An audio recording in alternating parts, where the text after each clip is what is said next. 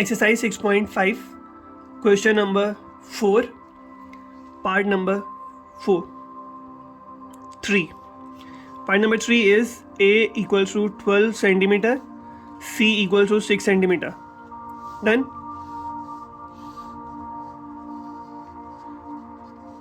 As given, major angle b is equal to 90 degree. तो हम लोगों ने b को 90 डिग्री रख दिया. इसको हम लोगों ने बोला था a रखना है, इसको हम लोगों ने बोला था c रखना है. a की ऑपोजिट साइड क्या होगी?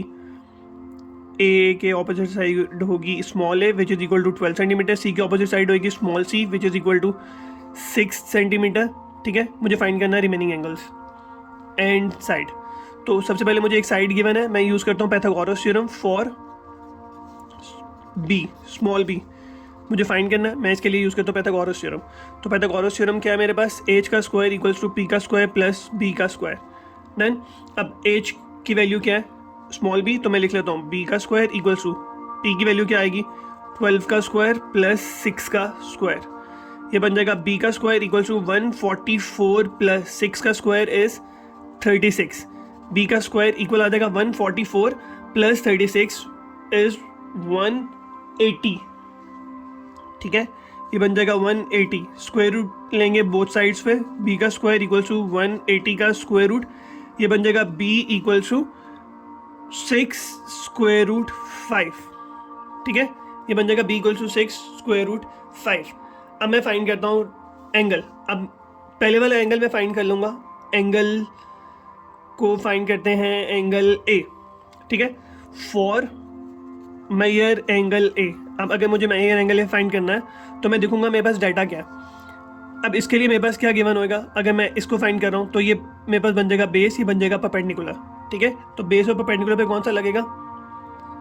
बेस और परपेंडिकुलर. तो परपेंडिकुलर आ गया मेरे पास 12 सेंटीमीटर. ठीक है, बेस आ गई मेरे पास 6 सेंटीमीटर. मुझे फाइंड करना है major angle a.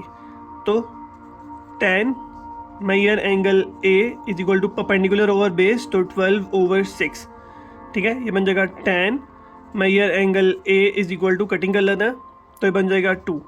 Major angle a tan opposite side पे जाके क्या होएगा? tan inverse 2. ठीक है, अब major angle a equal to tan inverse 2. tan inverse 2 को कैलकुलेटर में लिखेंगे, वो मुझे आंसर देगा 63.4 डिग्रीज. ठीक है, तो मेजर एंगल ए में बस क्या आ जाएगा? 63.4 डिग्री. ठीक है, तो कैसे फाइंड करते हैं थर्ड वाला? थर्ड वाला क्या आ जाएगा मेरे पास? अगर मुझे फाइंड करना है, इसको ऐसे कर लेते हैं, इसको ऐसे कर लेते हैं. Measure angle A plus measure angle B plus measure angle C equal होता है किसके? 180 डिग्री के.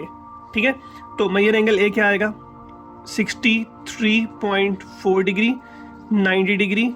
Major angle C 180 degree.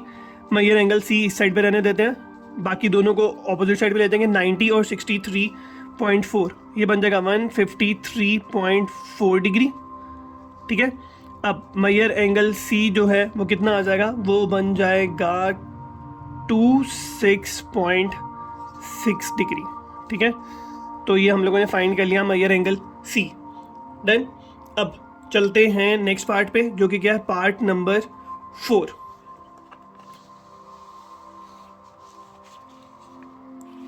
अब पार्ट नंबर 4 में मुझे क्या गिवन है? उसने मुझे बोला मेजर एंगल ए जो है वो रखना है 60 डिग्री एंड सी जो है वो रखना है 4 सेंटीमीटर. ठीक है, तो ट्रायंगल ड्रॉ कर लेते हैं जिसमें बी जो है वो 90 डिग्री होने वाला है. ए यहाँ पे आएगा, सी यहाँ पे आएगा, तो ए जो है वो 60 डिग्री रखना है मुझे. सी जो है स्मॉल सी यहाँ पे 4 सेंटीमीटर रखना है. तो ये बेस आ गई. ठीक है, तो अब मेरे पास 2 एंगल्स गिवन है. थर्ड एंगल मैं कैसे फाइंड कर सकता हूँ? सिंपली क्या करूँगा मैं?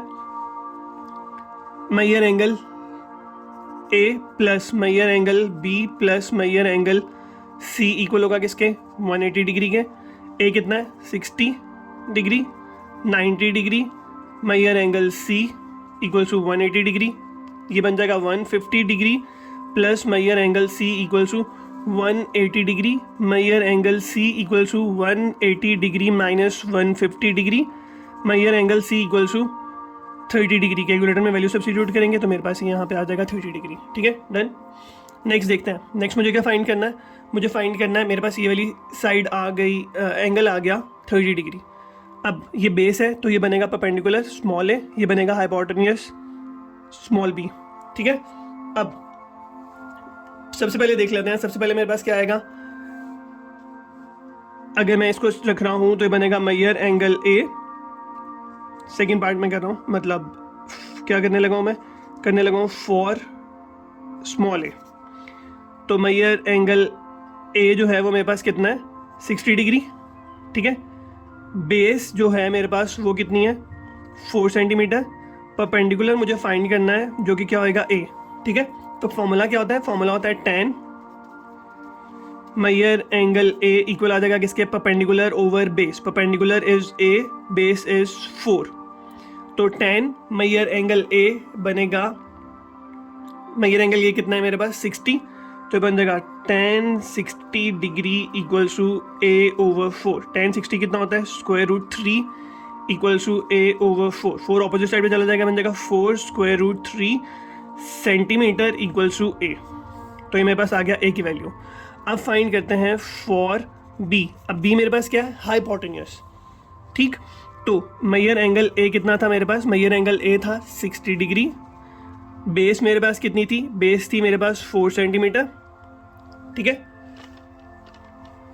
अगर मैं इसको बेस ओवर हाइपोटेन्यूज रखूं, ठीक है, हाइपोटेन्यूज मुझे फाइंड करना है जो कि क्या है small B equals to question mark, formula value substitute करते हैं, cos theta equals to base over hypotenuse, तो ये बनेगा cos 60 degree equals to B की वैल्यू क्या है 4, हाइपोटेन्यूज कितना है स्मॉल बी, बी यहाँ पे डिवाइड हो रहा है, ऑपोजिट साइड में मल्टीप्लाई हो जाएगा, इसकी वैल्यू सब्स्टिट्यूट कर लेते हैं वो ज़्यादा अच्छा होएगा। cos 60 होगा 1/2 equals to 4 over B, B opposite side में मल्टीप्लाई हो जाएगा, क्रॉस मल्टीप्लिकेशन कर लेते हैं 2 इस साइड पे, तो बन जाएगा B equals to 4 multiply by 2, तो बन जाएगा बी इक्वल्स टू 8 सेंटीमीटर, ठीक है। ये था मेरे पास पार्ट नंबर 4।